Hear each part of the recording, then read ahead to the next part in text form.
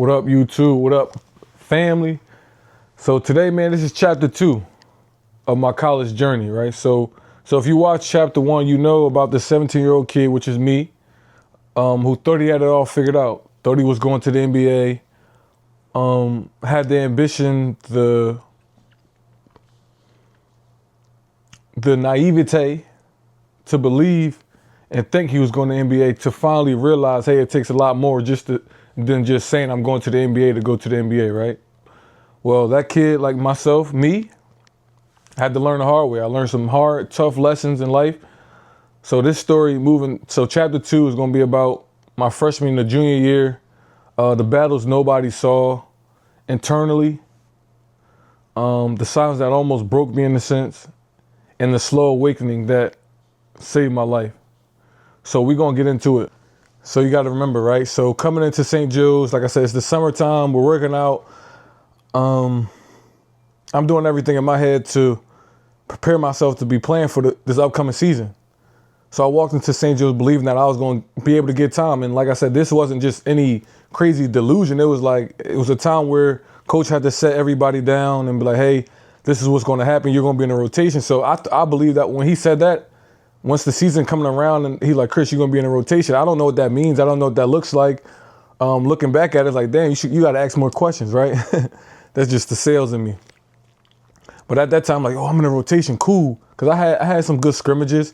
I wasn't doing crazy, but I had some highlights. I had some good scrimmages and things of that nature. So in my mind, it just wasn't a matter of when. It was just a matter of when, not if. But here's what really happened, man. I really didn't play at all. That year, I think I averaged 0.5 points per game. So I go from averaging 20 to in the Philadelphia Catholic League. If you don't know about that, go look it up. Go see some of the players that came out of that league. And being the MVP of that, 20 plus a game, and to being told that you're going to play in college but don't play.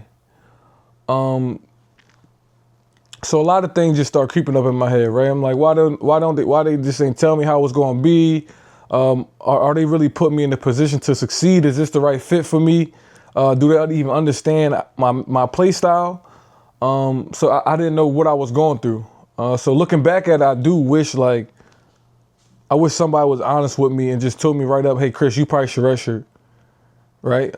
Suggested a redshirt, or at least have that conversation. We ain't had that conversation. And I don't think I had anybody around me who thought that. I don't remember anybody telling me, Chris, we should try to do it. I don't have nobody. I don't remember. I don't think so. And that hurt me in a sense in regards to but you gotta think too. Right? I'm the first kid in my family to play Division I.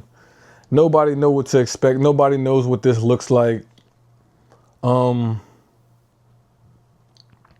it got to a time, and once I'm playing in the season, I'm barely talking to the people that I want there to support me. People stopped coming to the games. Nobody really came to practice to see what was truly going on, how I was being treated, how they were dealing with me, how they were trying to improve me. To me, it was no plan going into college into regards to how is Chris going to be a better man? How is Chris going to be a better basketball player? They were just me figuring it out, which was a blessing in disguise. After I got older, I realized how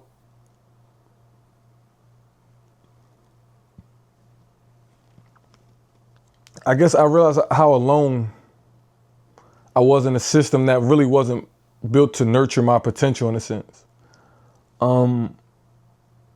Everything you just had to get off the muscle, you had to figure it out. Because you got to think, my freshman year, I don't regret anything. But at the end of the day, if they just told me, because I had NBA players, I had pros in front of me, and they just were like, yo, Chris, just redshirt this year, I would have been cool with that. I probably would have been pissed off.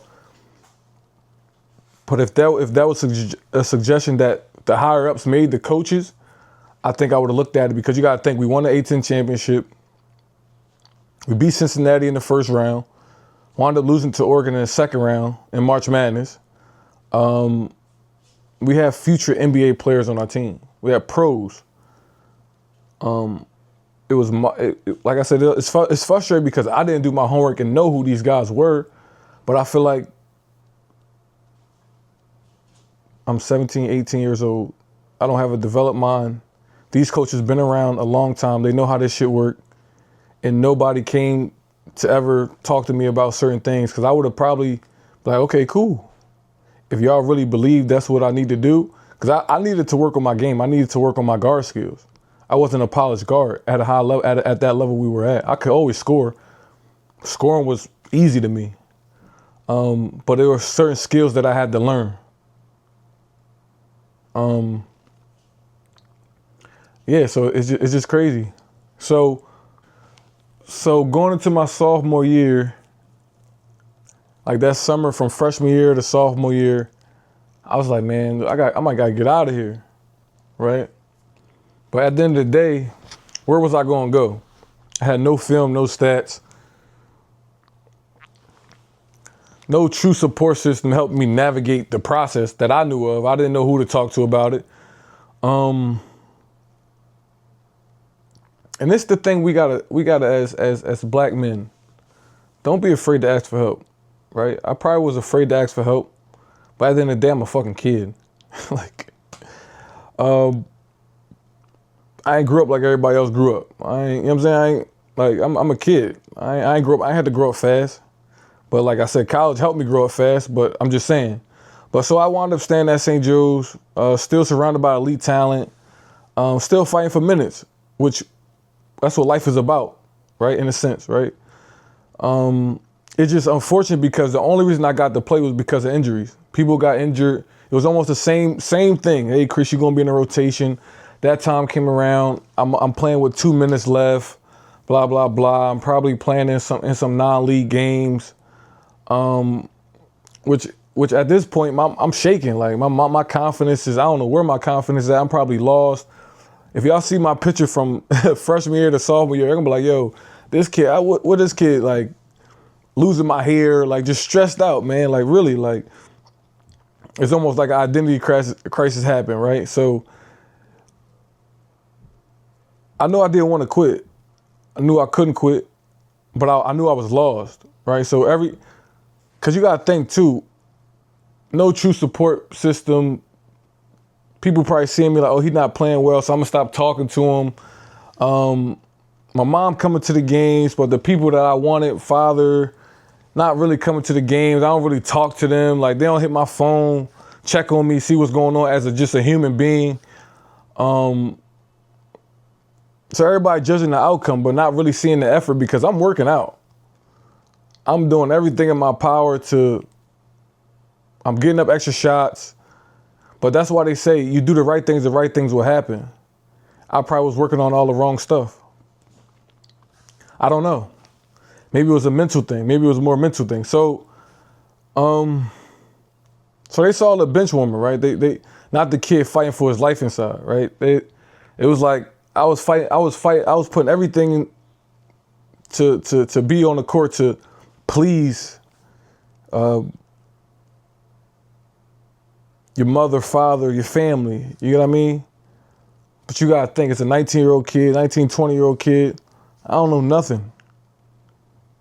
You know what I mean? So sophomore year went like that. I think I just wound up so where I'm at, junior year. So we're going to junior year, right? So kind of the same thing, still working out, busting my ass. Season about to come. Hey, Chris, you in the rotation. And kind of the same thing. And I'm trying to figure out what I'm doing wrong. I'm trying to figure out how to be better. I'm trying to figure out. You got to think too. What I learned. Well, this is what I learned. Basketball is not all about scoring. Because you got to think I came from a background of being a solidified scorer. Just a natural born scorer. Like just natural. Simple game, 1-2 dribble pull-ups. Get to my spot, pull up. You know what I'm saying? I can finish, big enough to finish. But like I said, once again, that junior year coming around, season coming around, same situation, same story. Then the only how I was able to get on the court because of injuries.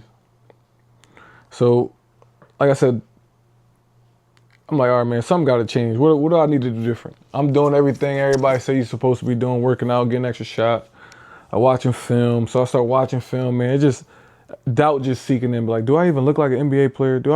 Is this for me? I don't look like a pro. You know what I mean? So that self-doubt, man, was eating me alive. It felt like I was working harder than ever. But nothing seemed to be translating onto the court, onto a game, at a game level. And then it just got to the point, man, I'm like, man, maybe I'm too uptight. Maybe I'm too serious about everything. I started partying more, drinking. Because like I said, everybody else was doing it. And they going out there and having the best games of their lives. And I'm still trying to figure out what the hell is going on with me. Started questioning everything about myself, which was, looking back at it, is a positive thing. So like I said, I started just filling the void of drinking, partying, trying to figure out things that weren't really me.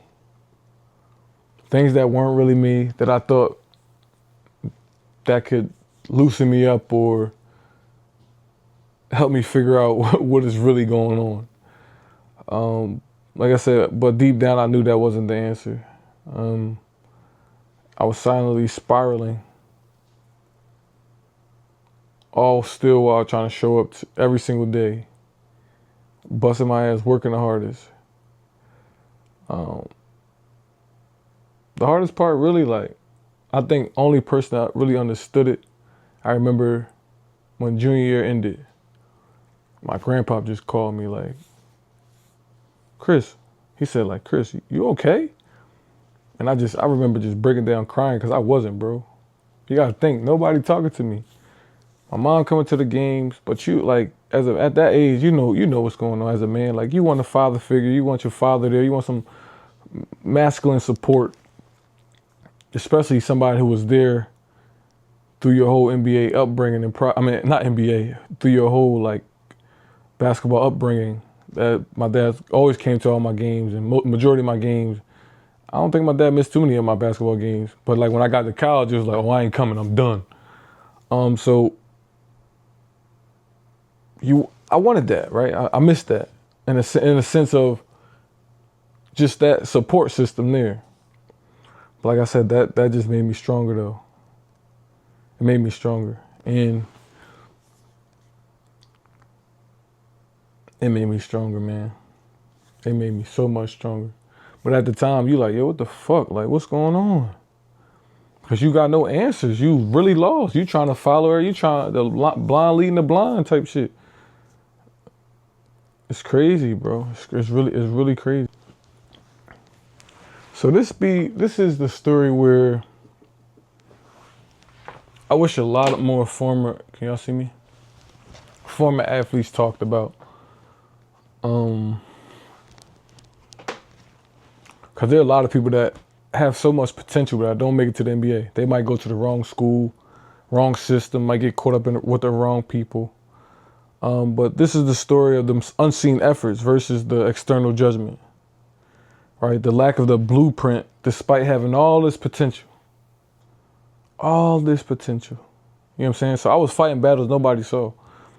Battles with my identity, battles with expectations, battles with systems that aren't really designed to nurture young black men emotionally and spiritually. It's performance-based, right? And I just remember going to certain visits and coaches like, I remember a coach was like, I'm not gonna say his name, but he was like, I'm here to grow you into a man. I'm like, what the hell? I'm trying to go to the NBA.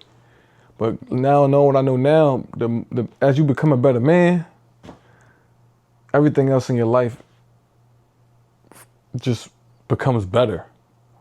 And that's what I got to experience. So the truth is, I was experiencing what happens when talent meets a system that doesn't know how to develop the whole person. You get what I'm saying? And you would think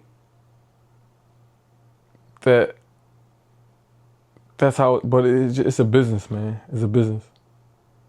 So, but here's what I didn't know then. Sometimes you have to get lost to find yourself. Sometimes the breakdowns are set up for the breakthrough. And I speak about that all the time. All that silence, all that isolation. They're preparing me for something bigger than basketball, which, whew, is a blessing. They're preparing me to become the man who could eventually help others navigate this journey. And this is why I'm starting this page. That's the whole reason for me starting this, to help you navigate not just through basketball, but through life. So listen, man, I ain't quit.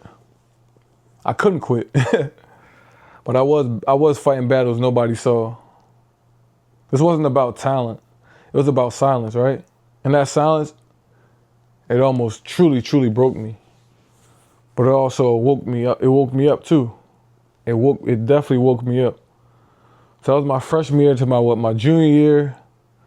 The story a lot of us never heard. I never really got to talk about it. Where am I going to talk about it? Who am I going to talk about it to? If you talk about it, you a nut. You a complaining. You know what I'm saying? But it's a part of your story. It's a part of your journey. The part like I ain't had no stats. Like think about my stats. What I don't know what I even average. But listen, if you're in that silent place right now, listen, stay up. I see you. Stay with me. Keep going, keep pushing. Because for me, what happened my senior year, that's when everything changed. That's when I discovered meditation, yoga, therapy. That's when I finally found my voice and stepped into my own power in that moment. That's when the real Chris Clover showed up, when the real awakening began. So next video, man, that's going to be chapter 3. That's coming. I'm going to show you what happens when you finally stop running from yourself and start running towards who you're meant to be. So, man, drop a comment if this resonates with you. Share with someone who's fighting their own silent battles. And make sure you're subscribed because the transformation story is just getting started. The breakthrough is coming, baby.